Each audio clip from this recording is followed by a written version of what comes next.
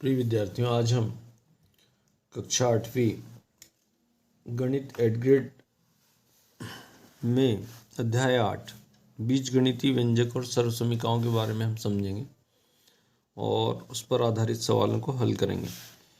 इसमें बीजगणित में चर राशि और अचर राशियाँ, तो चर और अचर राशियों से मिलकर जो बीजीय व्यंजक बनाए जाते हैं, जैसे 5x का वर्ग धन 2 a धन b ऋण 2xy इत्यादि, ये बीजीय व्यंजक कहलाते हैं, जिसमें चर और अचर राशियाँ दोनों प्रकार की राशियाँ होती है। व्यंजक पदों से मिलकर बने होते हैं और पद गुणनखंडों के गुणनफल के रूप में होते हैं। साथ ही किसी पद का संख्यात्मक गुणनखंड उसका पद का गुणांक होता है। जैसे अब यहाँ पर अगर देखें तो ऋण 2xy है, तो इसमें जो ऋण 2 है ये इसका संख्यात्मक गुणांक या गुणांक कहलाएगा। ऋण 2 उसका गुणांक है। अब वे पद जिनमें बीजीय गुणनखंड एक जैसे हो समान पद कहलाते हैं। जैसे बीजीय गुणनखंड जिसके एक जैसे हो समान पद कहलाते हैं, और बीजीय गुणनखंड एक जैसे ना हो तो उसे हम असमान पद कहते हैं। जैसे यहाँ xy और ऋण 7xy, तो इसमें बीजीय जो गुणनखंड है xy इसमें भी है और xy इसमें भी, तो ये समान पद है। और जैसे यहाँ xy है और इसमें yz है, तो ये दोनों बीजीय जो गुणनखंड है वो अलग हैं, तो इसलिए असमान पद है। तो कभी भी जोड़ते समय समान पदों को ही जोड़ा जाता है। समान पद में ही जुड़ते हैं या घटते हैं, अन्यथा उसे जैसा का वैसा ही हम नोट कर देते हैं। हम इस पर आधारित सवालों को अब देखते हैं। तो इसमें पहला प्रश्न है कि एक पदी और द्विपद का गुणनफल कितना होता है। जब एक पदी को द्विपद से गुणा किया जाए तो उसमें दो ही पद आते हैं बाद में भी, तो इसलिए द्विपद होगा। प्रश्न क्रमांक 2 है कि 2 गुणित 2 गुणित 2 गुणित 3 a गुणित a और गुणित b गुणित b। तो यहाँ हम देख रहे हैं कि 2 दूनी 4 दूनी 8 और 8 तिये 24, और ये कितनी बार है 3 बार, तो a की घात 3, तो 24 a की घात 3 और b 2 बार है तो b का वर्ग। तो अर्थात इसका दूसरे का जो गुणनफल है वो d इसका सही उत्तर होगा। तीसरे प्रश्न में देखें, एक आयत की लंबाई 4xy और चौड़ाई 6y का वर्ग है, तो क्षेत्रफल ज्ञात कीजिए। तो आयत के क्षेत्रफल बराबर लंबाई गुणित चौड़ाई होता है, तो इन दोनों को अगर गुणा करेंगे तो ये आ जाएगा 24x y की घात 3, तो यही इसका सही उत्तर होगा, सी वाला। प्रश्न क्रमांक 4 में हम देखें कि तनिष्क के घर से स्कूल की दूरी x-8 मीटर है, तो आने और जाने में उसे कुल कितनी दूरी तय करना पड़ेगा। तो आने और जाने में उसको x-8 जाएगा और x-8 ही वापस आएगा, तो इस प्रकार से दोनों को जोड़ा जाए तो 2x-16 इतना इतनी दूरी उसको तय करना पड़ेगा ये, तो अर्थात बी इसका सही उत्तर होगा। पांचवें प्रश्न में देखें कि 7x-4 मीटर लंबी तार में से 3x-4 मीटर लंबी तार काट लिया जाए। तो काट लिया जाए मतलब इसको छोटा कर रहे हैं, कम कर रहे हैं, तो घटा देंगे। इसमें से जब इसको अगर हम घटाएंगे तो 7x में से 3x घटेगा तो ये बचेगा 4x, और ऋण 4, और ये जब घटेगा तो ऋण का धन हो जाएगा, तो 4 से 4 कट जाएगा, तो इस प्रकार से 4x इसका सही उत्तर होगा। प्रश्न क्रमांक 6 में हम देखें तो प्रश्न क्रमांक 6 है कि निम्नलिखित का योगफल ज्ञात कीजिए। तो इसमें हमको योगफल ज्ञात करना है। तो p वर्ग ऋण 7pq ऋण q का वर्ग और ऋण 3p का वर्ग ऋण 2pq धन 7q का वर्ग। तो पहला ये है, इन दोनों को जोड़ना है। दूसरा ab धन bc धन ca और ऋण bc ऋण ca धन ऋण ab, इसको जोड़ना है। तो हम पहले सवाल को देखें तो p वर्ग ऋण 7pq ऋण q वर्ग जोड़ना है, तो बीच में धन का चिन्ह लगाया, ऋण 3p का वर्ग ऋण 2pq धन 7q का वर्ग।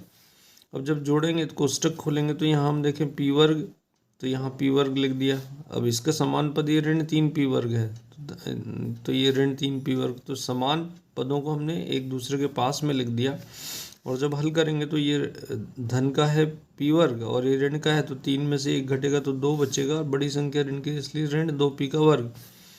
यहाँ pq ये दोनों ऋण वाले हैं, तो 7 और 2 9 हो जाएगा, तो ऋण 9pq, और ये 7q का वर्ग, इसमें से 1q का वर्ग घट जाएगा तो 6q का वर्ग बचेगा। तो इस प्रकार से इसका उत्तर हो जाएगा ऋण 2p का वर्ग ऋण 9pq धन 6q का वर्ग, ये इसका उत्तर हो जाएगा। अगला जो है ए बी धन बी सी धन सी है, इसमें जोड़ना है ऋण बी सी ऋण सी है ऋण ए बी, तो धन है। जब ये कोष्टक हटाएंगे हम तो ये सभी ए बी धन का भी है और ऋण का भी है, तो ये दोनों एक दूसरे से कट जाएंगे, बी सी से बी सी कट गया, सी सी तो शून्य, तो इसका उत्तर हो जाएगा शून्य। प्रश्न क्रमांक 7 में हम देखें कि 9y का वर्ग धन yx ऋण 3x का वर्ग ऋण 6y धन 4 में से 6 ऋण 7y का वर्ग धन 5xy धन 2x का वर्ग ऋण 3y को घटाइए। तो इसको हमको घटाना है, तो पहला जिसमें से घटाना है तो पहले हमने इस पद को लिख लिया, फिर ऋण लिखा है तो ऋण लगा दिया, फिर बाद में जो है इसको हमने लिख लिया जिसको घटाना है। अब यहाँ ऋण का चिन्ह है सामने, तो इसलिए अंदर के पूरे चिन्ह इसके बदल जाएंगे। तो ये धन का 6 है तो ऋण 6 बन जाएगा, ऋण गुणित ऋण धन बन जाएगा, ऋण गुणित धन ऋण बन जाएगा, ऋण। तो ये इस प्रकार से हमने पहले पूरे चिन्ह बदल कर लिख दिए। फिर समान पदों को हम एक साथ पास में लिख देंगे। जैसे 9y का वर्ग है तो यहाँ 7y का वर्ग, तो ये दोनों को पास में लिख दिया। फिर यहाँ पर yx है तो yx है xy वाला ये है ऋण 5xy, तो इसको पास में लिख दिया। 3x का वर्ग है तो 3x और यहाँ ऋण 2x का वर्ग है, तो इस प्रकार से हमने समान पदों को पास में लिख दिया।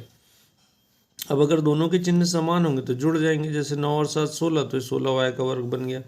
यहाँ ये ऋण का और ये धन का है तो यहाँ घट जाएगा, तो 5 में से 1 गया तो ऋण 4 बच जाएगा। ये दोनों ऋण के हैं तो 3 और 2 5 हो गया, तो ऋण 5x का वर्ग हो गया। यहाँ ऋण 6y धन 3y है तो इसमें से 6 में से 3 घटेगा तो 3y बचा। ये 4x है तो 4x और ये ऋण 6, तो इस प्रकार से इसका उत्तर ये हो जाएगा।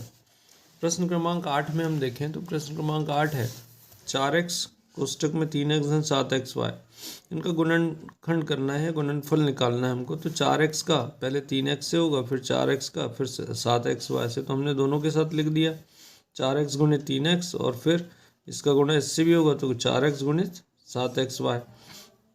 अब इसका गुणा करें तो 4 तिया 12x का वर्ग और ये 7 चुके 28x वर्ग y।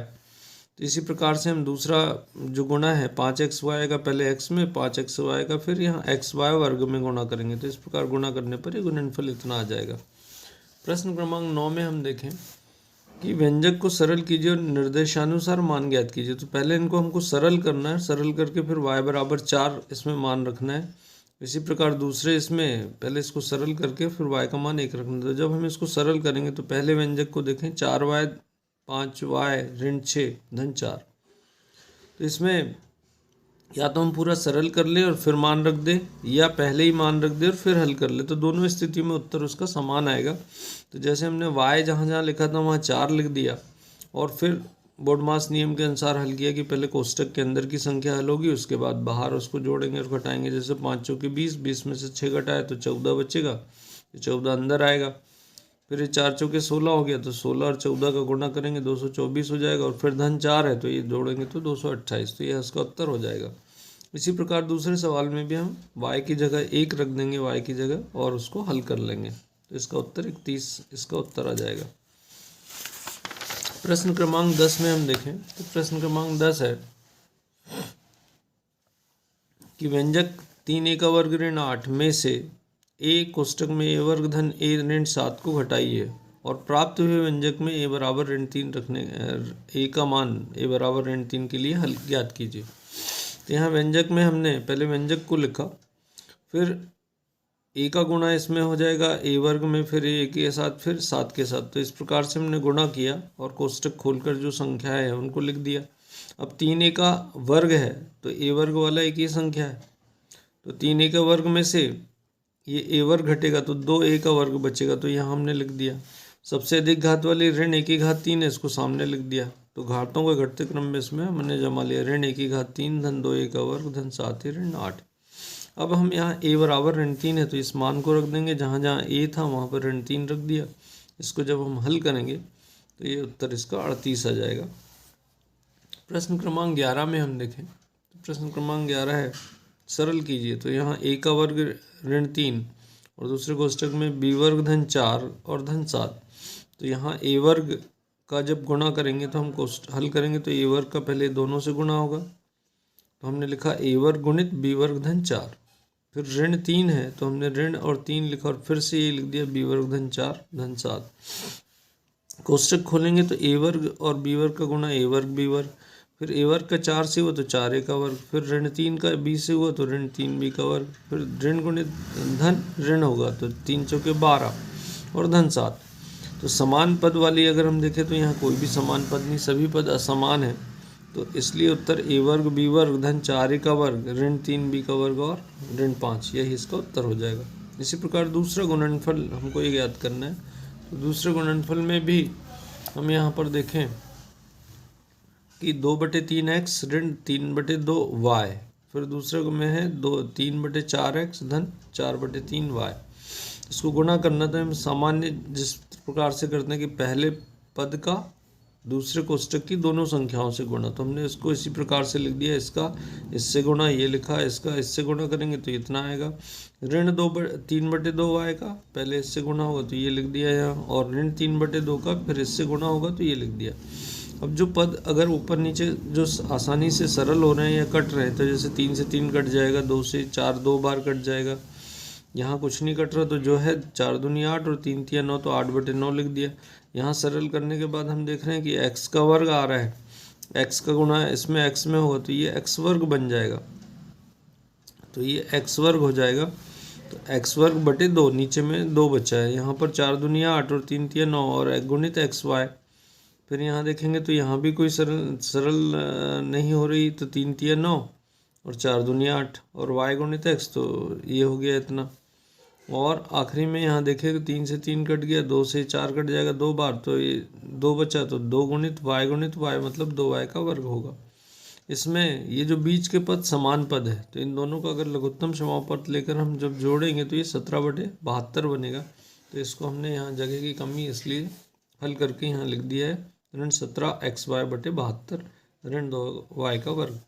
छात्र इसको ज़्यादा अच्छे से करने के लिए चाहे तो अलग पेज में हल करके और उस पेज को यहाँ पर चिपका सकते हैं।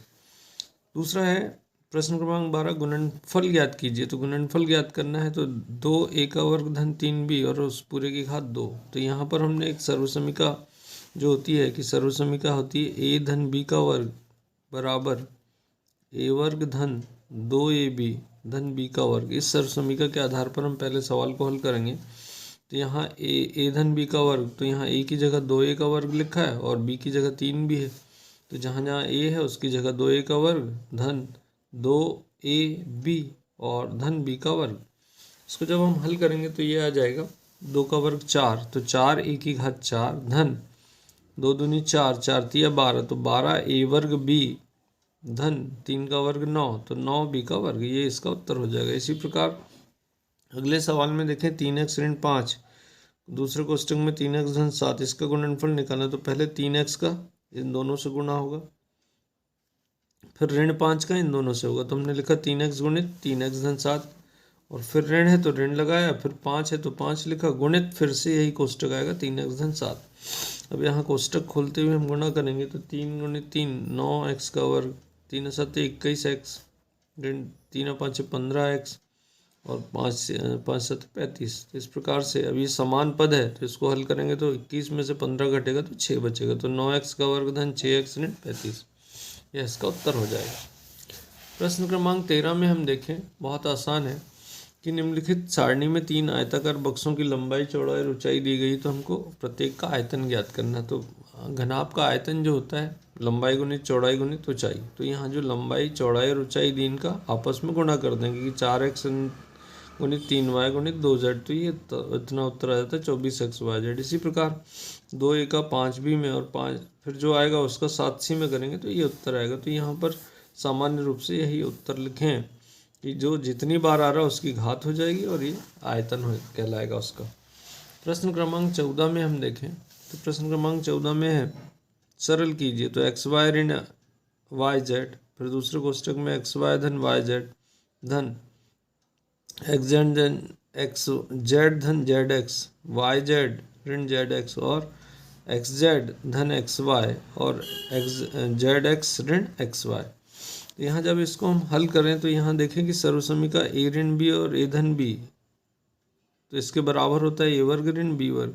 तो यहाँ हम देखें कि ये ऋण वाला है और ये धन वाला, तो इसमें सर्वसमीका लगाएंगे तो ये बन जाएगा xy पूरे का वर्ग ऋण yz पूरे का वर्ग। फिर इसी प्रकार इसमें भी देखें तो यहाँ ये पहले में सर्वसमीकरण लगाए, पहले दो में, फिर दूसरे दो में लगाए और तीसरे दो में लगाए। तो इस प्रकार से हम देखें कि इसका ए वर्ग ऋण बी वर्ग ये बन गया, इसका ए वर्ग ऋण बी वर्ग ये बन गया, इसका ए वर्ग ऋण बी वर्ग ये बन गया।